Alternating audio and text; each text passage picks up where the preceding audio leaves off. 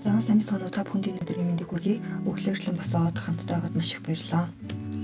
За өнөөдөр бид нэгдүгээр бүлгийн 3 дугаар хэсэг болох хэмжилтийн түвшнүүдийн талаар судлах болно. За үүний тулд эхлээд зөмөөрөө өмнөх хичээлээ нэг товчхон бацтгацгаая. Дата гэдэг нь амьтаа болон амьгүй зүйл эсвэл үйл явцаас цуглуулсан мэдээллийн хэсгүүд юм аа. За жишээлх юм бол 200 даралт хөвчтэй хүнээс цуглуулсан датасет. За тэгвэл variable гэдэг нь эдгээрийг бүрдүүлж байгаа хэсгүүд нь. Бөгөөд ажилтны нэгжүүдийн хоорондох ялгаатай утгыг бүрдүүлж байгаа шинж чанар нь. Жишээлх юм бол насгүй, зөвлөлтийн оноо, чихрийн жижинтэй үгүй юу гэх мэт. За датаг дараах байдлаар ангилдаг. Өөрөөр нь хамаарт болон үл хамаарт гэж бид түрүүчийн хичээл дээр үзсэн. Өнөөдөр хэмжилтээр нь ингэж дөрөв ангилж тус бүр дээр нь ярих болно. За энэ дунд орхигдоод байгаа хэсгийг товчхон хэлэх юм бол чанарын буюу categorical variable гэдэг нь шинж чанар болон зүйл ангийг дүрсэлж бол тооных нь хэмжигдэх хүйц, тоологдох хүйц, тоогоор илэрхийлэгддэг хөвсгчүүд байдаг. За чанарын болон тооны variable-ууд нь үнэндээ хэмжилтийн түвшнээс хамаардаг зүйл. Энэ хэмжилтийн түвшин нь ингэж датаны төрлүүдийг тодорхойлохоос гадна мөн статистик тестийг хэрхэн сонгох вэ? Тэрч бүх хэл ямар графикаар дүрслэх вэ гэдгийг хүртэл шийддэг. За хоёрдугаарт нь яагаад бид үүнийг мэдэх ёстой вэ? За жорийн номын дагуу хоол хийя гэж бодъё. Та бүхэн орцсныхын хэмжээг нарийн тооцож зөв хэрэглэх юм бол амттай эрүүл хол болно. За яг үүнтэй адилхан хэмжээ гэдэг чухал юм байна. Тэр хэмжээнд нь тааруулсан математик тестүүдийг бид хийдэг. Жишээлбэл дунджийг нь олох юм уу? Эсвэл пропорцоор гаргаад тавих юм уу гэх мэт. За энэ утасны дугаарууд харагдаж байна. За хэдийгээр тоогоор илэрхийлэгдсэн боловч утасны дугаар нь categorical буюу нэрсэн дата гэж явдаг. Хизээч бид нэрсэн датаны дунджийг олдоггүй. За үүнийг маш ойлгомжтой болгох жишээ бол энэ. Бид хүмүүсийн утасны дугааруудыг цуглуулад дунджийг нь олох юм бол ямар ч утгагүй үр дүн гарна. Олсон тэр дунд чинь хэний ч биш дугаар тийм л болно. За тэгэхээр хэмжилтийн түвшнөөсөө ямар математик тооцоо хийх вэ гэдэг нь хамаардаг. За хоёрдугаарт нь ямар статистик тест хийж болох вэ гэдэг нь хамаардаг.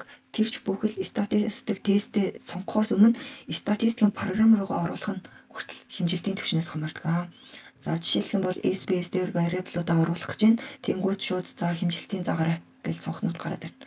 За тэгэхээр буруу оруулах юм бол боломжтой байсан тест нь боломжгүй боловчих жишээтэй. За энэ хоёрт харуулсанчлан хэмжилтийн түвшнээс хамаарат хэрэглэгдэх статистик тестүүд нь ондоо. Яагаад вэ гэхээр эдгээр статистик тестүүд нь өөрснөө математик зүйтэй.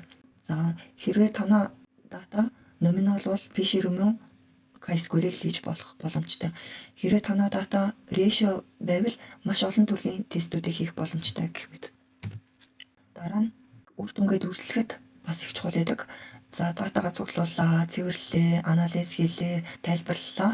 Одоо дүрсэлж үр дүнгээ бусдад танилцуулна. За үүний тулд янз бүрийн графикууд байдаг, өөрийн зорилготой.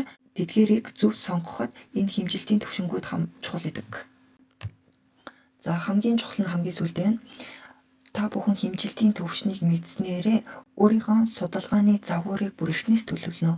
За юу гэсэн үг вэ гэхээр датагаа цуглуулж авахын тулд та бүхэн асуумж боловсруулна. Тэр асуумжаа боловсруулаад дуусныхаа дараагаар статистика хийдэг. Тэгээд хэрвээ баахан categorical variable цуглуулж за одоо regression бодё гэх юм бол ямар ч боломж байхгүй. За тийм учраас бүр алсыг харж датагаа цуглуулахаас өмнө асуумжаас ахуулаад та бүхэн зөв хийх ёстой гэсэн үг. Тамхи татдаг юм уу, татдаггүй юм уу? Yes no. Эсвэл өдөрт хэдэн тамхи татдаг вэ гэж тоогоор гаргах. Энэ хоёр бол асар том зөрүүтэй үр дүнг авчирнаа. За дараагийнх нь хэмжилтийн дөрвөн түвшингөө цөмөр тус бүр дээр нь ярьцгаая. За үүнийг мөн scales гэж хэлдэг. За хэмжилтийн дөрвөн түвшин харагдаж байна. Ээжлэх тусам хүчин сайн, ээжлэх тусам хүчин муу. За чанарынхыг дотор нь нэрсэн, дараалсан. Тооныхыг дотор нь тасралттай, тасралтгүй гэж дүр ангилж байгаа. За тэнгүүдээ номиналыгаа дотор нь зөвхөн хоёр категориос тогтсон буюу binary. За зарим номон дээр dichotomous гэж явж байдаг. За бид Антон дээр латин хэл үзсэн хүмүүс die by гэдэг чинь бол 2 гэсэн утгатай. За тэгээд түүнээс дээш категориос бүтсэн гэд үндсэнд нь 2 ангилчдаг. За ordinal буюу дараалсан гэж байна. За адилхан л одоо чанарын categorical variable гэхдээ энэ тохиолдолд бол дараал ажиглагддаг. Гэхдээ гол онцлог нь тэр дарааллуудын хоорондох зайнууд нь тэнцүү биш. За юу гэсэн үг вэ гэхээр энэ миний хайртай гой зураг 1-р байранд орсон хүн 2-р байранд орсон хүн хоёрын хоорондох зай 3 секунд байсан байж болно. Харин 3 болон 2-ын хоорондох зай нь 3 минут байсан байж болно. За тэгэхээр хоорондох зайнууд нь тэнцүү бус байдаг гэсэн үг. За тасралттай гэдэг нь бүхэл тоогоор илэрхийлэх боломжтой. Тасралтгүй гэдэг нь бутархай тоогоор илэрхийлэх боломжтой. За энэ графикийг харах хүртлээр би нэг зүйлийг буруу бодож явсан байлээ. Миний оюутнууд миний алдааг битгий давтаасай. Discrete-ийн нөгөө нэрийг нь interval, continuous-ийн нөгөө нэрийг нь ratio гэж бодож явсан. Яагаад вэ гэхээр 4 лейбл аваад байдаг. За тэнгуүдээ софтверүүд дээр интервал юм уу ratio-го оруулаа гэдэг дунд нь слэштэй холбоод өгчөнгүүд discrete continuous хоёрын нөгөө нэр нь юм байна. Энэ хоёрыг хамтд нь оруулах юм байна гэж бодчихдаг байсан.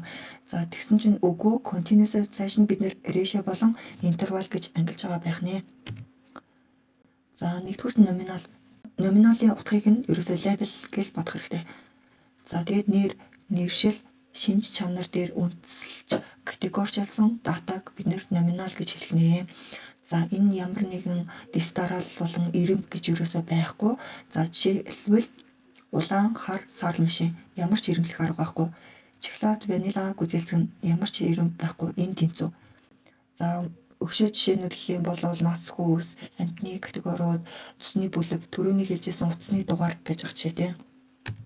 За номиналын хувьд бид нэр юу хийж чадах вэ гэхээр давтамжийг нь тоолж чадна. За энэ нь юу гэсэн үг вэ гэхээр за энэ ч цагиргууд харагдж байна. Түүний 4 нь цифр өнгөтэй юм байна, 2 нь шар өнгөтэй юм байна гэд тоогийн тоолоод тавьж чадна. Сүүлд нь бүгдийн нэмэнгүүтээ процентоор илэрхийлээд гаргаж чадна. Нэгсэндээ тоогийн тоолоод процентоор илэрхийлэх ийм л 2 арга байгаа. За central tendency буюу summary статистикийн хувьд бол бид нэр модоор илэрхийлэх боломжтой. За энэ юу гэсэн үг вэ гэхээр хамгийн их давтамжтай категори гэсэн үг. За жишээлх юм бол энэ тохиолдолд 5 улаан буюу мод нь улаан юм аа.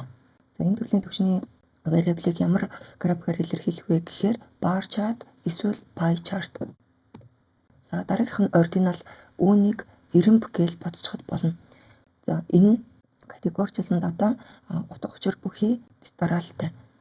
Гэхдээ тэдгээрийн хоорондох зайнууд нь тэнцүү биш эсвэл мэдэгдэхгүй. За жишээлх юм бол алт, мөнгө, хүрэл үнэхэрийн дараалсан өвчний 10 зэрэг бүтээгдэхүүний үнэлгээ гэх мэт. За энэ тохиолдолд бид нэр тоолж чадна, бас дээр нь ирэмбэлж чадна. За энэ чи болохоор ирэмбийн жигсаасан бин 1-4 ирэмбтэй 1 дотор нь 7 байсан, 2 дотор нь 4 байсан гэж тоолсон дараа нь түүнийхээ процентоор илэрхийлсэн байх нэ. За энэ тохиолдолд бид нэр модоор илэрхийлж болно, мөн медианаар. За медиан ямар учиртай вэ гэхээр variable байгаа тархалт нь бол тэнцүү биш одоо зайтай. Тэнгуут медианаар 50-50 болгоод дундуур нь хуваачна гэсэн үг. За ямар графикаар үзүүлэх дүрслэх боломжтой вэ гэхээр bar chart эсвэл histogram, grouped histogram. За энэ хоёрын ялгаа юу вэ гэхээр нэг bar болгон тусдаа категори. Харин grouped гэхээр энэ дотор 60-аас 65 насныхан буюу 61, 63, 64 бүгд багтцсан гэсэн үг. Номинал болон ordinal төвшөнтэй холбоотой нэг хүүхдүүдийн андуураад байдаг зүйл юу вэ гэхээр эрэгтэйг нь 0 гээд эмэгтэйг нь 1 гэж кодлцсон. Сүүг нь 2 гэж кодлцсон. Тэнгүүд энэ тоонуудаа харангуйтаа эднэр болвол тоон дата байна гэд андуурах гад байдаг. Үгүй энэ нь бол лейбл нь буюу улааныг бид нэр 4 гэж тэмдэглэсэн. Лейбл нь бол 4, харин жинхэнэ утга нь бол улаан байх нэ. За ordinal-ийн хувьд мөн ялгаагүй. Ordinal encoding гэж байдаг. За нөгөө нэр нь label encoding. Ирэмбтэй болохоор ирэмбнийхэн дагуу дугаарлалчна. Тэгээ энэ дугаараа харангуйтаа тоон variable гэд андуурч болохгүй. За хичээлийн явцад завсарлага болгоод толгой сэргээх зорилгоор бяцхан мэдээллүүдийг хүргэжээ гэдэг юм. За өчтөр бол 11 сарын 21 буюу их эзэн Чингис хааны мэндэлсэн өдөр. За дээр нь эх орноороо монголоороо бахархах чимэх тийм өдөр байсан. За үүнтэй холбоотой нэг зүйл хэлэх юм аа. Намайг анх оюутан болоод явж байхад 2011 онд буян тухай гэдэг онгоцны буудал байсан. Одоо Чингис хаан болсон мөлий. Буян тухайгаас суугаад гэрийнхэн бүгдээрээ гаргаж өгсөн.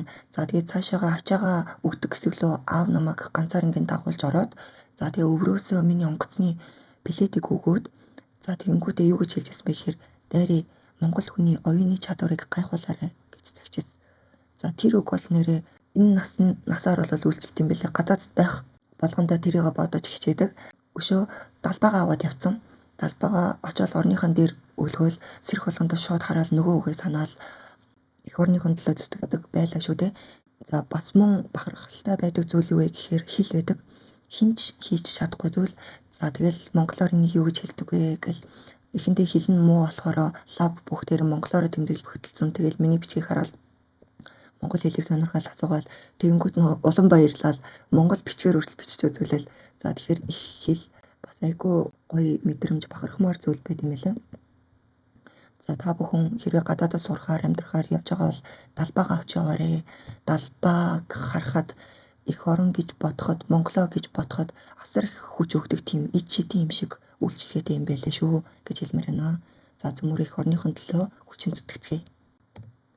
За дараагийнх нь тооны дотор нь тасралттай болно, тасралтгүй гэж ангилж байгаа. За тасралттай гэхээр бүхэл тоогоор илэрхийлдэг. Жишээлбэл 12 дэлгүүр 5 үйлчлүүлэгч. Тасралтгүй гэхээр тодорхой тоогоор илэрхийлдэг. Жишээлх юм бол 25.3 хим гэх мэт. За тэгээ континуусаа дотор нь интервал болон рейшио гэж ангилж байгаа. Интервалын хувьд хэмжилтүүдийнх нь хоорондох зайнууд нь тэнцүү. Жишээлбэл цаг 1 2 цаг 3 цаг гэхэд хоорондох зайнууд нь тэнцүү. Рейшиогийн хувьд бол абсолют 0 утга гэж байдаг. За тэгээд түрүү хэлжсэн рейшио интервал хоёрыг хамт авч яваад байдаг. Өөрөөр мөн скейл, тооны, параметрик гэгчлэнгээр нэрлэдэг. За статистикийн тестүүдийг дотор нь параметрик болон ном параметрик гэж ангилж байгаа. Тэрнийхэн параметрик гэдэг нь тооны вариаблуудыг анализ хийдэг. Ном параметрик гэхээр тооны бус байх нэ хэвийн бус тархалцтай тохиолдолд. Түрүү хэлжсэн скейл гэж байждаг. За дараагийнх нь интервал үүнийг хэмжигдэхүйц ялгаа гэж ойлгож болно. За мэдээж хэрэг 5 утгатай, тодорхой дараалалтай, интервалтай, тэднийхэн хоорондох зайн тэнцүү. 5 утгатай юм болохоор хооронд нь нэмж хасаад ялгаа болоод байх боломжтой. Тэр нь утга учиртай. Гэхдээ энэ нь рейшио буюу харьцаа биш. За үүний бас нэг онцлог шинж чанар нь тэг утга байхгүй. За энэ нь юу гэсэн үг вэ гэхээр тэг байна гэдэг нь тухайн хэмжигдэж байгаа зүйлийн хувьд оршин тогтнохгүй байна гэсэн үг биш. За жишээлх юм бол градус байна. Тэг гэдэг градусыг зааж ивэл хим гэж байхгүй оршихгүй байна гэсэн үг биш. 0 гэдэг хим оршиж байна. Тэг гэдэг градусыг зааж байна гэж болгоно. Ус мөс болох тэр хим. За үүний өшөө жишээ гэх юм бол календар ээж болж гин, IQ score ээж болж гин. За мөн түрүүний хэлжсэн химтэй Celsius дээр 0 байх нь 0 гэдэг утгыг зааж байна гэсэн үг. Нэг талаас мөн химийг Фahrenheit-аар бас илэрхийлдэг. Тэгэнгүүт Fahrenheit Цельсийн 0 утга нь Фahrenheit-ийн бас өөр нэг утга байхгүй. За тэгэхээр бол энэ төвшний үед бол абсолют 0 гэдэг зүйл байхгүй гэдэг нь хамгийн гол шинж. За энэ төвшний вариаблуудтай бид нэр юу хийж чадах вэ гэхээр түрүү хэлсэн нэмж хасаж үйлдэл хийгээд ялгааг нь олж чадна. За тийм болохоор хэмжигдэхүйц ялгаа гэдэг нэртэй. За төвийн хандлт нь болохоор мод, медиан, минийг олох боломжтой. За эдгээрийг ямар графикаар үзүүлэх боломжтой вэ гэхээр хистограм байж болно, бокс плот байж болно. Цаг хугацааны дагуу гарсан өөрчлөлтийг нь лайн графикаар тус үзүүлж болно. За дараагийнх нь болохоор рейшио. За миний бодлоор энэ рейшио гэдэг нь нөгөө түрүүний хэлсэн рейшиос буюу харьцаа гэдэг үгнээс нэг арай өөрөөр орчуулах юм шиг санагдаад байгаа. За тэгээд болор төлөг хунгууд янз бүр утга гарч ийлээ. Бас яг алийг нь тавихаа сайн мэдэхгүй байгаад байгаа. За тэгээд өшөө ном сурах чиг харж агаад яг онсон нэр томыг нь олчвол хэлнэ. За энэ рейшио гэдэг нь бол хамгийн бүр дээд зэргийн хэмжилтийн төвшин. Энэгээр маш олон зүйлийг хийж болно. За тэгэхээр анхнаасаа даатагаа цуглуулахдаа тэр асуумжаа боловсруулахдаа энэ төрлийн вариаблуудыг цуглуулах зүйлийг эхийг оруулах юм бол та нарын боловсруулалт илүү зүйлийг хэлэх боломжтой юм аа. За мэдээж хэрэг тоон бас дараалалтай. За тэр интервалууд нь хоорондоо тэнцүү зайтай. Нэгсэндээ өмнөх бүх хэмжилтүүдийн шинжийг өөртөө агуулгаас гадна абсолют зеро утгатай. Нэгсэндээ тухайн хэмжигдэж байгаа зүйл оршин тогтнохгүй байж болно. За тэгээ бүх төрлийн арифметик бодолтуудыг хийж болно. Цаашлаад стандарт дивижныг тэр бүхэл харьцааг нь хүртэл олж болно. Тийм болохоор 2 дахих эсвэл тална гэх мэтлэнгээр ярьж дүрслэх боломжтой байдаг. За энэ төрлийн хэмжилтийн жишээнүүд гэх юм бол зөндөө уртан жинэн за тэгээ жин 0 байна гэдэг чинь ерөөсөө 0 байна байхгүй байна л гэсэн үг. За тэгээд хурдан даралтан гэх мэтлэнгээр маш олон төрлийн тооны дата иш орно. За түрүү хэлсэн маш олон төрлийн тооцоо хийх боломжтой, нэмэн, хасна, үржүүлэн, хуваана гэх мэтлэнгээр за тэгээд стандарт дивижн болон харьцааг бол олох боломжтой. Түрүүний графикууд дээр нэмээд скатер плотыг үүсгэх боломжтой байдаг. За интервал болон решиогийн хооронд заримдаа нэг жоохон бодлох гад байдаг. Яагаад тэгэхээр хоёулаа тоон учраас. За тэгээ бодлуулахгүй тулд гоё жишээ олсон. За хэрвээ бид нэр марафоныг яг эхлэх үед цагаа 0-аас нь эхлүүлээ гэж бодъё. За тэгээд эхний А гэдэг тоглогч 2 цагийн дараа Б нь болохоор 6 цагийн дараа ирсэн.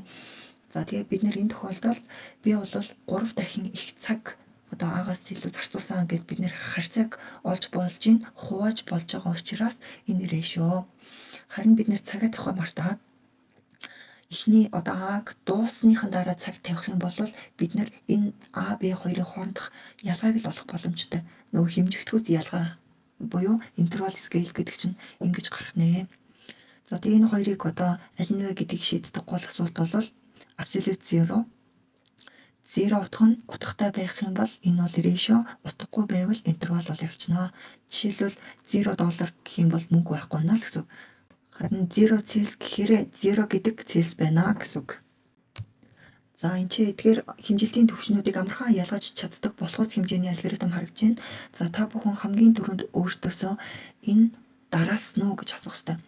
Хэрвээ үгүй байвал номинал, тийм байвал дараагийн асуулт нь эдгээрийн хоорондох зайнууд нь тэнцүү юу гэж асуух ёстой. Хэрвээ үгүй байвал ординал, тийм байх юм бол энэ ч абсолют зеро утга байна уу гэж өөрөөсөө асуух хэрэгтэй. Хэрвээ үгүй бол интервал, байвал решио болох нэ. За энэ үснэгтийг нэг ажиглаад ревю хийгээд аваарай. За яагаад вэ гэхээр энэний дараагийн слайдаас эхлээд богинохон асуултууд байгаа. Өөрсдийнх нь билгийг шалгах. За би юу гэж боддог вэ гэхээр шалгалт нь сурахын нэг хэсэг байгаасай гэж боддог.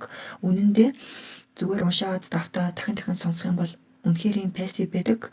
Харин яг юу гэдэг кейс дээр ажиллаад өөрийгөө шалгаад тезэн дээр ажиллана гэдэг бол идэвхтэй сурах арга байдаг шүү. За энийг маш идэвхтэйгээр ашиглаж байгаарэ. За дараагийн үснэгт нь хэмжилттэй холбоотой үндсэн чухал асуултуудыг бол тоцтоож өгсөн. За бэлэн асуултаа уншаарай. 10 секундын дараагаас асуулт эхэлнэ.